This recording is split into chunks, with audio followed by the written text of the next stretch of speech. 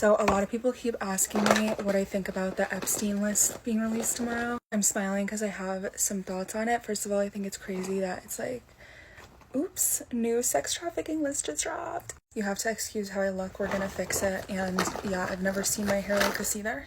So we're both surprised. So like a week ago, I started to see these Twitter news outlets saying that this Epstein list was going to be released of like whatever the number names, were going to come out. And also this isn't well researched. So listen, I don't really care. I just talk to talk. But basically that a bunch of names were going to be released of people that were like on Epstein's flight list. And listen, here's my question. Why now?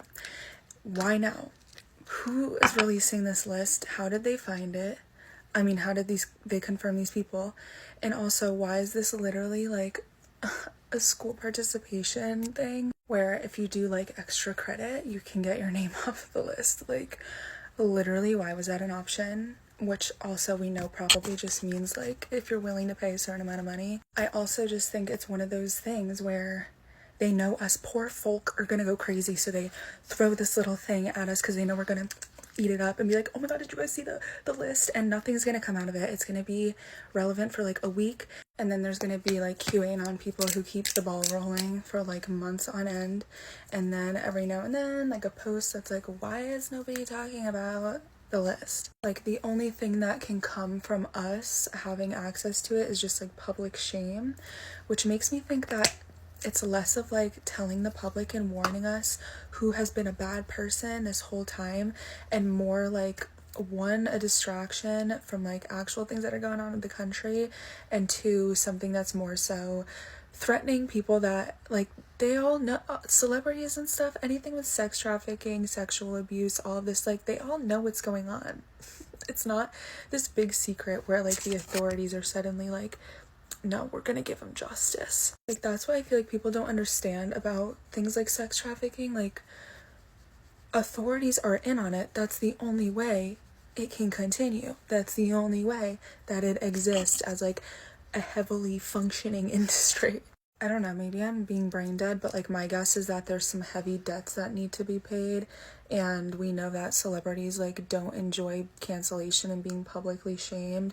So, whoever was like, all right, here's a bunch of celebrities that we're gonna put on the chopping block, like pay this fee and we'll take you off the list. And if you don't comply, sorry, that's your punishment. I guess I just think that there's such a predictable pattern that we should know by now, where the type of article or news break that is calling the most of our attention is actually like the last thing we should be looking at, and is always like the trick that we fall for. I don't know, the whole thing is just so weird to me. Like most things in the news and media are weird to me, like how there's like literally tea and gossip about like one of them is very beloved, like people are gonna be so disappointed in this celebrity, and like, by the way, there's 3 that aren't going to be mentioned. Like, what is this? Why are we treating such a serious matter as like this? Do you get what I'm saying? I don't know. I guess I'm just like, okay, it's common knowledge that most people in Hollywood are either victims or perpetuators of this sort of thing. So what is the benefit of releasing this to the public other than getting everybody up in arms and getting us to chitter chatter about it? And I just feel like us working class is so predictable because they just know that we feel hopeless in like bringing the state of the world to a better place, and like seeing a genocide and war going on and not really thinking we can do anything about it. So that's why we kind of distract ourselves and drown ourselves in things like celebrity gossip and tea and it's all just very dystopian. But to completely contradict myself, I do think that we're seeing a lot of people that have had immense power and control for so long falling off of their empire and off of their throne. And I think that that's just the case with like government in general. I've talked to you guys a million times about Ray Dalio saying that it takes approximately 250 years for an empire to fall.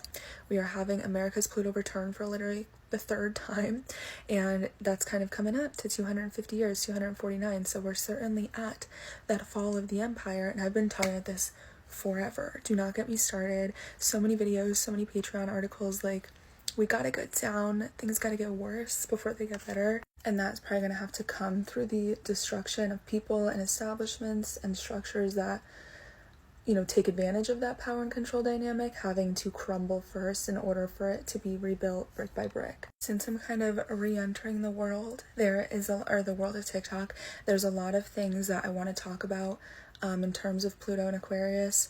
A lot of that having to do with safety and security and people relying on each other and less about the government.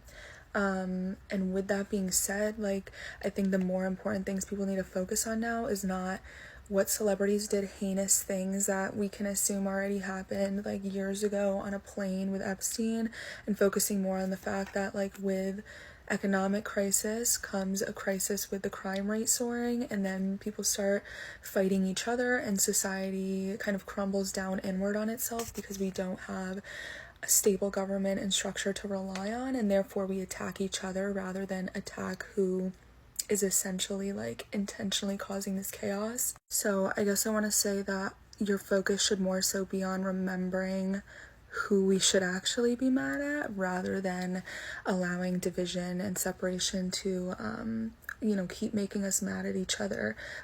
The gender wars and the everything that's just going on with, I feel a lot of it is Pluto and Aquarius, men versus women, the transgender debate, old money versus looking broke, all of those things maybe online seem like these little, discourse conversations.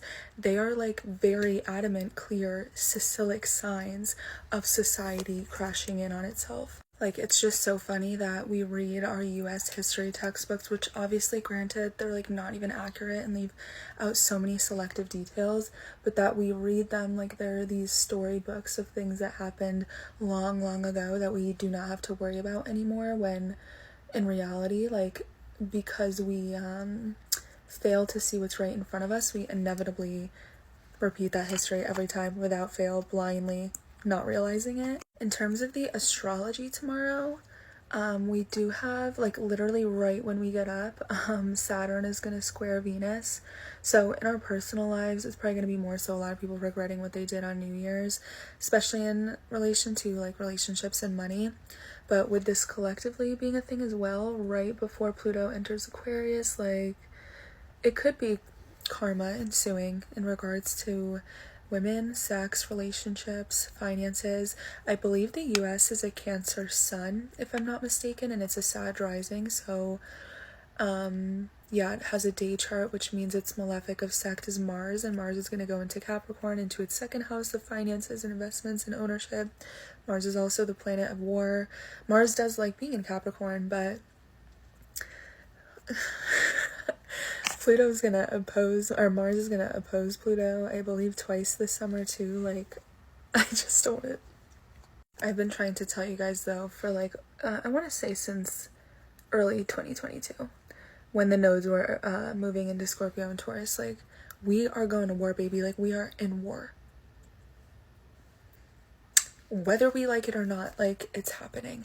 And if I'm not mistaken, you can't quote me on this because I don't know. I want to say this off the top of my head, but I need to look back at my notes. I believe that every time Uranus has moved into Gemini, the US has been at war, I believe. And I think Uranus is moving into Gemini in 2026. So I would say that we're probably in the beginning stages of what's going to ensue then. I would assume that the type of people that are going to be on this list are more so politicians and probably people's names that we don't recognize that own major corporations, and billionaires. So I don't know why they're harping on beloved celebrities. That's why I'm kind of all right, why is this really coming out now? I would also argue that it's probably a lot of comedians and fashion people because they're sick. It's very weird times that we're in. But I will talk to you guys more about it as we get into the new year. Somebody has to remind me to talk about Diddy because I told you guys, you always know, I'm 10 steps ahead. And I warned you guys about Diddy over a year ago in that Justin Bieber series. And like I always say, that 150 whatever part series is the gift that keeps on giving, because the amount of things that we talked about back then that are relevant now and we're seeing materialize, It's like a reference book. I hope everyone has an amazing New Year's. 2024 is going to be amazing for everybody. Set good intentions. Please do not drink and drive. Be safe. Be careful. And do not do anything you regret, because the astrology will make you feel it tomorrow morning. Okay?